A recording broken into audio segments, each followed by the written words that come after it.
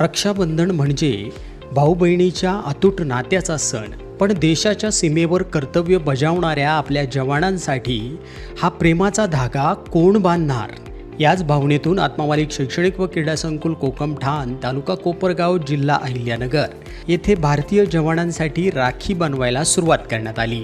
रक्षाबंधनाच्या दिवशी भारतीय जवान आपल्या कुटुंबापासून दूर देशाच्या सीमेवर मातृभूमीच्या रक्षणासाठी तैनात असतात।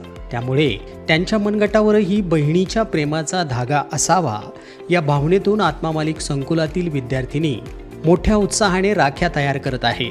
तसेच संजीवनी युवा प्रतिष्ठान कोपरगाव आयोजित एक राखी जवानांसाठी हा राष्ट्रप्रेमाचा उपक्रम सातत्याने राबवण्यात येत आहे। या उपक्रमात आत्मामालिक शैक्षणिक व क्रीडा संकुलातील सुमारे 40 शिक्षिका व विद्यार्थिनी सहभागी झाल्या आहेत। हजारो राख्यांसोबत जवानांसाठी शुभेच्छा पत्रेही तयार करण्यात आली आहे। या कार्यक्रमासाठी मिलिटरी व NCC आणि NDA विभागाने विशेष मेहनत घेतली।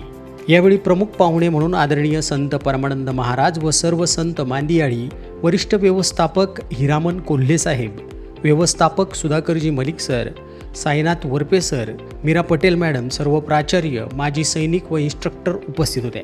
या प्रसंगी संस्थेचे अध्यक्ष माननीय श्रीमान नंदकुमार सूर्यवंशी साहेब म्हणाले, एकीकडे बहिणीच्या हातातील राखी आणि दुसरीकडे देशाच्या सीमेवर उभा असलेला भाऊ, या दोघांना जोडणारा हा प्रेमाचा धागा यंदाही आत्मामालिक संकुलातून देशाच्या सीमेपर्यंत पोहोचणार आहे।